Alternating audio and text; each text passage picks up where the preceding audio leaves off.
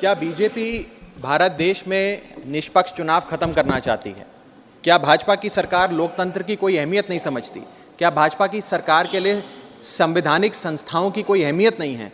क्या भाजपा सरकार हर संवैधानिक संस्था को अपनी कठपुतली बनाना चाहती है? क्या भाजपा सरकार सुप्रीम कोर्ट के फैसले की कोई सम्मान नहीं करती, उसकी कोई अहमियत नहीं समझती? ये कुछ सवाल हैं जो बिल पढ़ने के बाद मेरे जहन में आए, और वो इसलिए आए क्योंकि इस बिल के माध्यम से ये सरकार चुनाव आयोग को पूरी तरीके से अपने नियंत्रण में लेना चाहती है, यानी कि चुनाव आयोग पे पूर्ण कब्जा चाहती है। मैम, चुनाव आयोग के 3 सदस्य होते हैं, एक मुख्य चुनाव आयुक्त यानी कि चीफ इलेक्शन कमिश्नर और 2 अतिरिक्त इलेक्शन कमिश्नर्स। इनकी चयन और नियुक्ति इस बिल के माध्यम से पूरी तरीके से सरकार के हाथों में आ जाएगी, और वे जिसको चाहें, चाहे वो पार्टी का शख्स हो, यस मैन हो, पार्टी मैन हो, जिस मर्जी को चाहें वे चुनाव आयुक्त बना सकते हैं। चुनाव आयोग की हमारे देश के चुनावों में बड़ी महत्वपूर्ण भूमिका है। किसका वोट बनेगा, किसका वोट कटेगा, ये चुनाव आयोग तय करता है। किस तारीख पर चुनाव होगा, कितने चरण में चुनाव होगा, ये चुनाव आयोग तय करता है। ईवीएम मशीन कहां कहां भेजी जाएंगी, उसका नियंत्रण, उसका मैनेजमेंट, उसका योग, उसका प्रयोग, सारी चीजें चुनाव आयोग तय करता है। तो इसीलिए चुनाव आयोग एक बड़ी महत्वपूर्ण संस्था है इस देश के फ्री एंड फेयर इलेक्शंस के लिए। Ma'am, I will mince no words. This bill is going to destroy one of the few remaining independent institutions in India, that is the Election Commission, and thereby dislodge free and fair elections from India. ये bill 3 व्यक्ति या संस्था का अपमान है। पहला अपमान है सुप्रीम कोर्ट का। क्यों? क्योंकि सुप्रीम कोर्ट ने इसी साल मार्च 2 को 2 मार्च 2023 को 5 जजों की संवैधानिक पीठ ने सर्वसम्मति से एक फैसला दिया, और वो फैसला ये था कि सरकारी हस्तक्षेप, सरकार का कोई भी दखल चुनाव आयोग की नियुक्ति में नहीं होना चाहिए। यह खत्म करने के लिए हम एक समिति का गठन करते हैं। उस समिति के गठन से मुख्य न्यायाधीश को हटाकर एक कैबिनेट मंत्री को डालकर उसका संतुलन बिगाड़ने का काम और सुप्रीम कोर्ट के फैसले को पलटने का काम इस सरकार ने किया, ताकि एक ऐसी व्यवस्था बन जाए जिसमें जो शख्स ये चाहे वही चीफ इलेक्शन कमिश्नर बनेगा। यह इंसल्ट सुप्रीम कोर्ट की इसलिए है क्योंकि इसी साल के दिए गए संवैधानिक पीठ के सर्वसम्मति के 2 फैसलों को इस सरकार ने सदन के भीतर बिल लाकर बदल दिया। पहला था दिल्ली सेवा बिल, जो 8 दिन के भीतर ऑर्डिनेंस लाकर और फिर सदन के भीतर बिल लाकर बदला गया, और एक ये बिल जो 2 मार्च 2023 के सुप्रीम कोर्ट के फैसले को पलटता है और उस फैसले को पूरी तरीके से रिवर्स करने का काम करता है।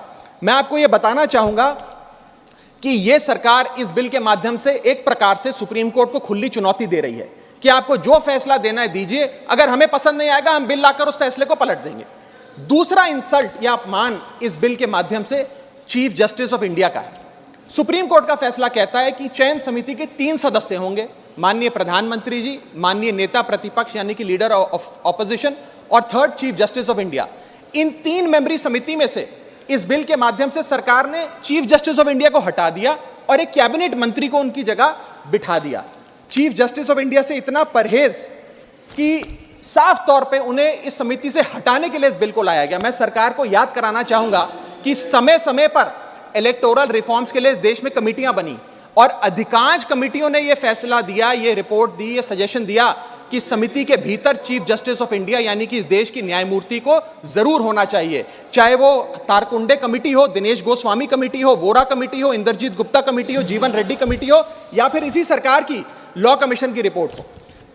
तीसरी इंसल्ट इस बिल के माध्यम से भाजपा सरकार एक ऐसे शख्स की कर रही है जो व्यक्ति भाजपा का संस्थापक थे, जो व्यक्ति आज भी भाजपा के मार्गदर्शक हैं, जो व्यक्ति भाजपा के भीष्म पितामह के नाम से जाने जाते हैं, वो व्यक्ति जो भारत देश के पूर्व प्रधानमंत्री रहे, यानी कि लाल कृष्ण आडवाणी जी, पूर्व उप प्रधानमंत्री रहे।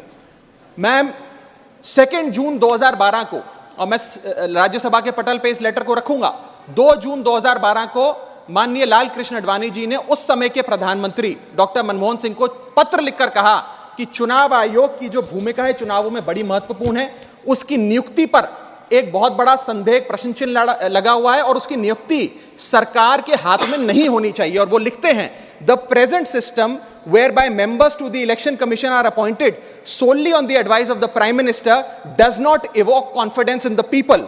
keeping these important decisions as the exclusive preserve of the ruling party renders the entire selection process vulnerable and open to manipulation and partisanship.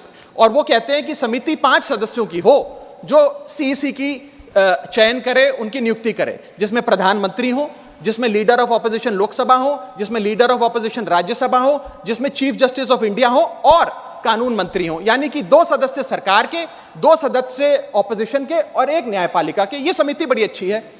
यानी कि अडवाणी जी भी चीफ इलेक्शन कमिश्नर की स्वतंत्रता के लिए, चुनाव आयोग की स्वतंत्रता के लिए लड़ते रहे, लेकिन इन लोगों ने अडवाणी जी को भी उनके हक की, उनके अधिकार की बात नहीं दी। आज मैं सदन में दूसरी बार लालकृष्ण अडवाणी जी के हक की, उनके अधिकार की बात मांगने के लिए खड़ा हुआ हूं। पहला जब उन्होंने दिल्ली सेवा बिल पर कहा था दिल्ली को पूर्ण राज्य का दर्जा दिया जाए, और आज जब उन्होंने कहा कि चीफ इलेक्शन कमिश्नर की नियुक्ति स्वतंत्रता से हो, निष्पक्ष तरीके से हो।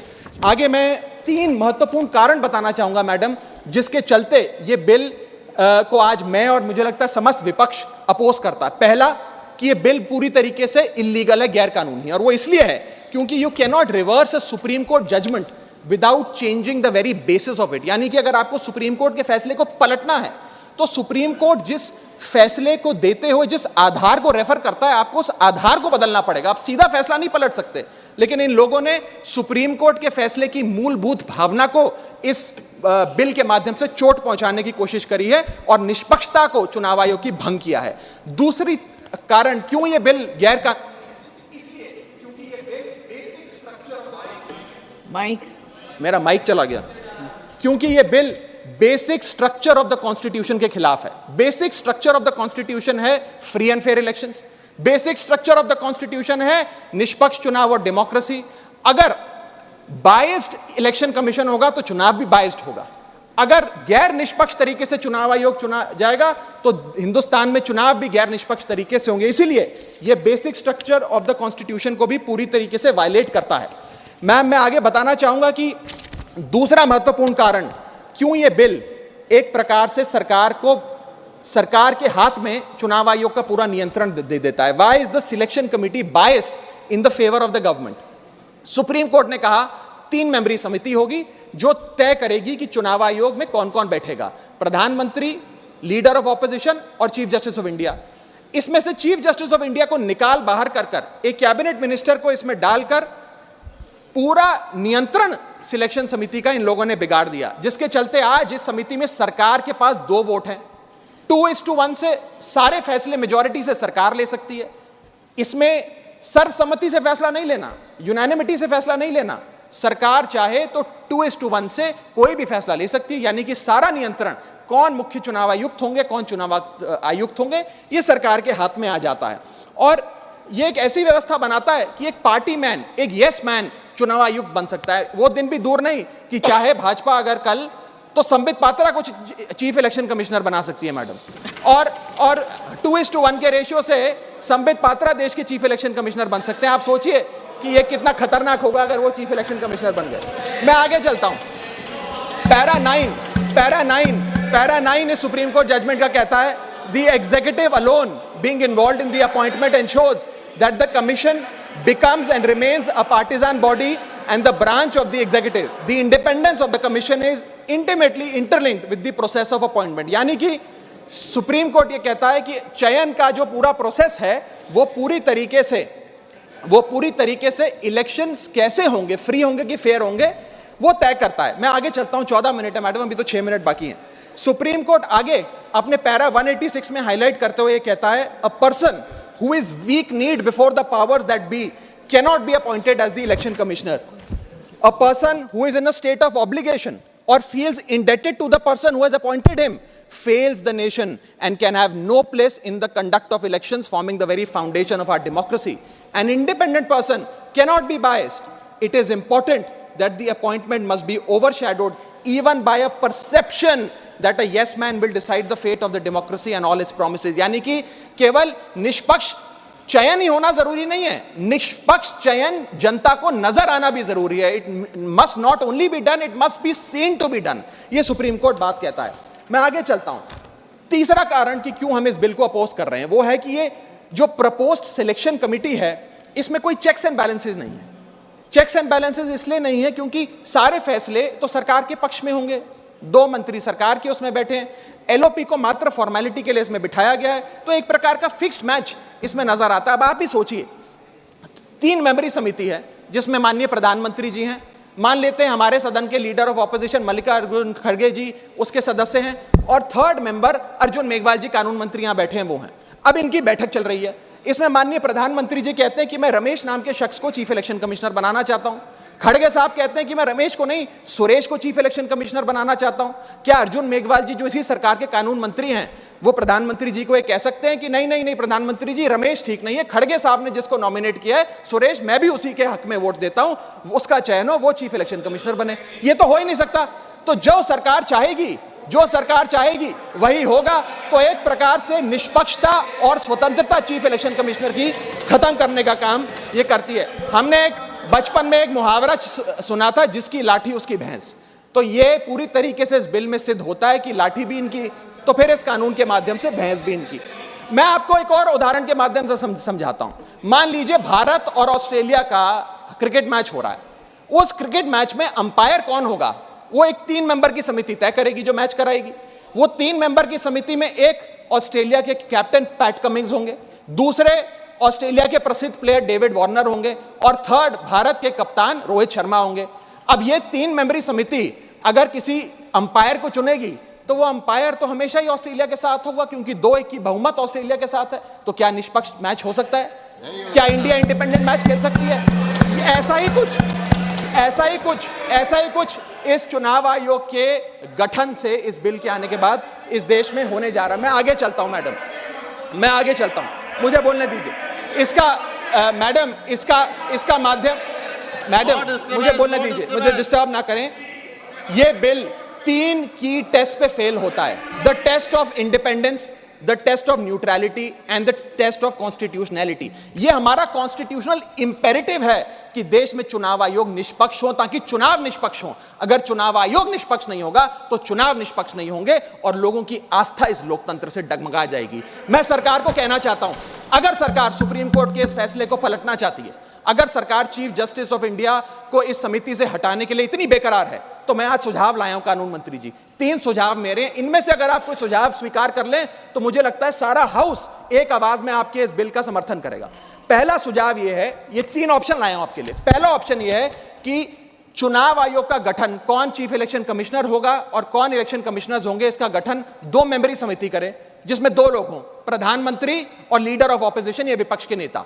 ये 2 मेंबर्स सर्वसम्मति से फैसला ले, यूनानिमिटी से, क्योंकि 2 लोगों में मेजॉरिटी तो हो नहीं सकती, तो 2 लोग सर्वसम्मति से फैसला ले, जो भी नाम तय करेंगे हम सब मान जाएंगे। ये ऑप्शन 1। ऑप्शन 2 मैं देना चाहूंगा सरकार को, जो लालकृष्ण आडवाणी जी ने दिया था। लालकृष्ण आडवाणी जी की बात मान लीजिए, मेरी मत मानिए, आपको आम आदमी पार्टी तो पसंद नहीं, पर अपने पेट्रियार्क फाउंडिंग फादर, आपके पितामह भीष्म लालकृष्ण आडवाणी जी का फॉर्मूला ले लीजिए। 5 मेंबरी समिति, प्रधानमंत्री, कानून मंत्री, leader of opposition in Lok Sabha and Rajya Sabha और चीफ जस्टिस ऑफ इंडिया। ये 5 मेंबरी समिति एक निष्पक्ष चुनाव आयोग का चयन कर लेगी। और तीसरा ऑप्शन, अगर ये दोनों ऑप्शन आपको पसंद नहीं, तो मैं आपको वो ऑप्शन बताना चाहूंगा जो कॉन्स्टिट्यूएंट असेंबली में प्रोफेसर शिबन लाल सक्सेना ने दिया था। वो था कि जो भी नाम ये चयन समिति तय करे, वो नाम सदन के भीतर लाए जाएं और 2/3 बहुमत लोकसभा और राज्यसभा से नाम पास हो जाए, वो आदमी चीफ इलेक्शन कमिश्नर बन जाए। मैं सकारात्मक बहस कर रहा हूं, मैं ऑप्शन लाया हूं। ये इन 3 ऑप्शंस में से कोई भी ऑप्शन चुन लीजिए, सारे विपक्ष को मनाने की, एकजुट करने की जिम्मेदारी मेरी। मैं अंत में अपनी बात समाप्त करने से इतना बस कहना चाहूंगा मैडम कि ये बिल एक डे लाइट रॉबरी है हमारे देश की डेमोक्रेसी की, लोकतंत्र की। इस बिल के माध्यम से भाजपा डेमोक्रेसी को हाईजैक करना चाहती है। And I on behalf of the आम आदमी party oppose this bill, vehemently oppose this bill, because this bill will ensure that India, which is today known as the mother of democracy, will tomorrow unfortunately be known as for mockery of democracy. Mother of democracy से mockery of democracy तक का सफर आप इस bill के माध्यम से तय करने जा रहे हैं। मैं हाथ जोड़कर आपसे विनती करूंगा, इस बिल को वापस लीजिए। लोगों की देश के लोकतंत्र में बहुत आस्था है, उस आस्था से खिलवाड़ करने का काम मत कीजिए। बहुत बहुत शुक्रिया। जय हिंद, जय भारत।